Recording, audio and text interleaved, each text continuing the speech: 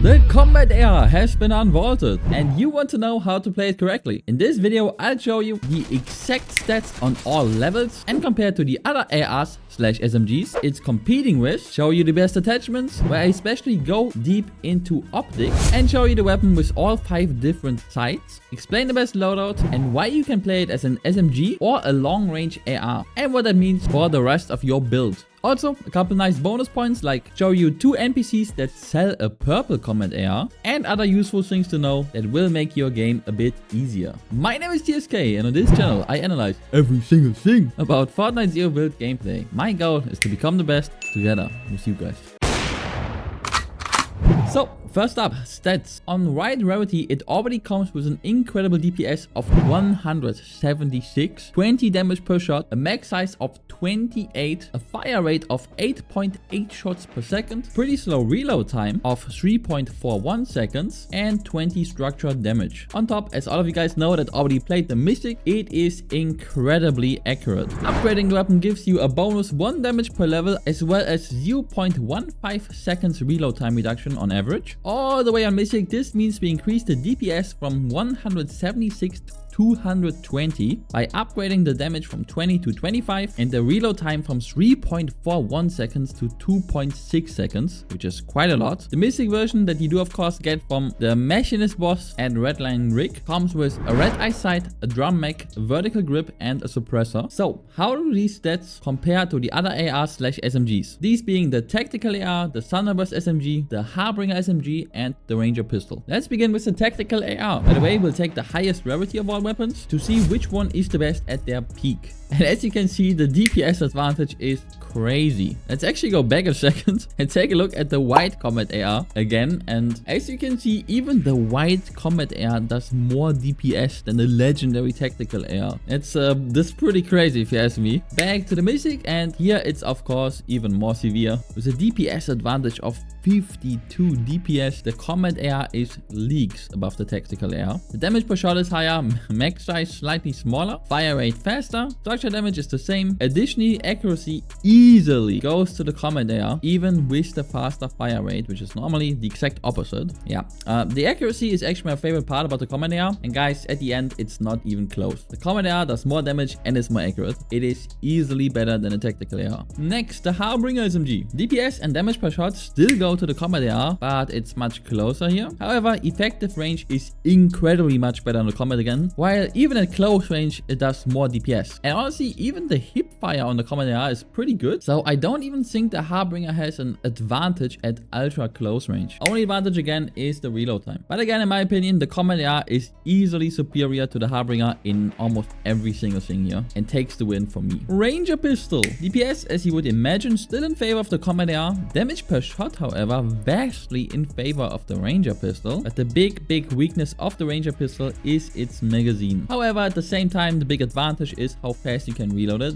But again, if you don't need to reload it because you still have like double the bullets, is that really an advantage? I don't think so. But surprising to me, of these 3 weapons we put against the combat AR, this one is the best competition yet. And honestly, this is a pretty close matchup. But I again think the combat AR takes the win simply because the main strength of the Ranger pistol is its insane accuracy, and that also gets beaten by the combat AR, while it still also does more DPS and has the insane mag advantage. Closer matchup than the other ones though. Then lastly, the champion of chapter 5 so far, the Thunder Burst SMG. DPS goes to the combat AR, however keep in mind that the Thunder Burst has a 1.75 times headshot multiplier, while the combat AR only has the basic 1.5 times headshot multiplier. So DPS will be closer if you hit a lot of headshots. Damage per shot goes to the Thunder Burst, max size is roughly equal, reload time goes to the Thunder Burst, and structure damage goes to the Thunder Burst by a lot. But the most interesting point is actually accuracy. By now you should know that the Thunder Burst with a laser is so insanely good at hip fire that it's perfectly accurate at close range, mid range, and is even usable on long range. You can literally even do jump shot while still hip firing the weapon for perfect accuracy, while the combat AR is way better at getting damage on your enemy at longer distances. And for the first time in chapter 5, I will not declare the Thunder Burst SMG the clear winner. Instead, I think it's finally more of a choice. Do you want your mid-range weapon weapon to be better at close range? Go for the Thunder Burst. Do you want it to be better at mid to long range? Go for the Combat Air. Both weapons don't have an obvious weakness, so I think it's fair to call it a draw. Personally, I like to play the Combat Air more though.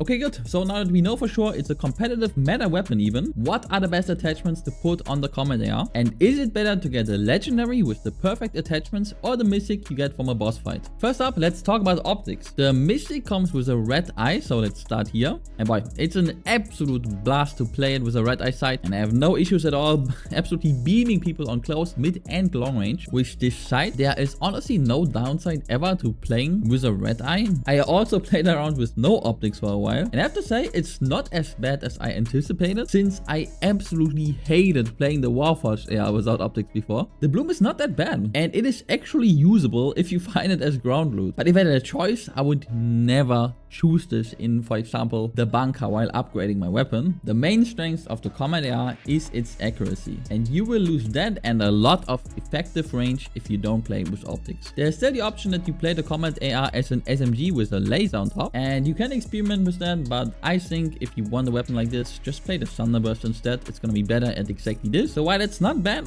and probably better than the Harbinger, I don't really see the point in playing it this way. The hollow sight is very interesting and honestly might be better than a red eye on paper. You get slightly more zoom, allowing for easier tracking on long distances, and shooting it slightly reminds me of playing the Nemesis, which was probably my favorite weapon to shoot in all of chapter 5 so far. You do get that slight edge on longer distances, but also you will lose a very slight edge at close distance. But honestly, I always think the red eye sight versus hollow sight is more of a personal preference than an actual gameplay change. And if you want to choose between one of these two, just go for the one you're more comfortable with. Okay, it's getting way more exciting with the next two optics. The thermal optic comes with a 2.1 times multiplier, which definitely is a solid magnification already, which drastically changes the way you play the weapon. I think once you start playing on this optic and above, the two recoil reducing attachments are a must, meaning I'd only recommend approaching this optic and the 4 times with both the vertical grip and the muzzle brake. Otherwise, it's gonna be too difficult to control. I personally really don't like the thermal scope too much, but I did notice that on longer ranges, I did hit more of my shot. And at the end, I also tried it with a 4 times scope, and to my surprise, this felt really good again. Again, please only play this if you have both the muzzle brake and the vertical grip, otherwise this becomes